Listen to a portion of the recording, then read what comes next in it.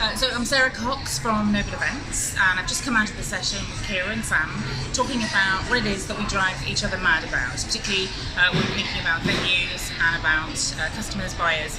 And it occurred to me, particularly as I was sitting with four lovely ladies all representing their hotels, that when we contact our venues asking for inquiries, we specify commodities, we ask for specific things. We don't think about the people at the other end who are responding to our inquiries. So when they ask us for more information, it's because they want to build a relationship with us.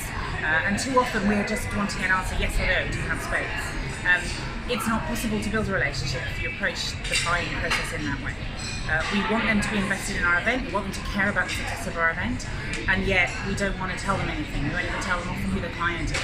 So what possible hope is there that they can invest anything in our event?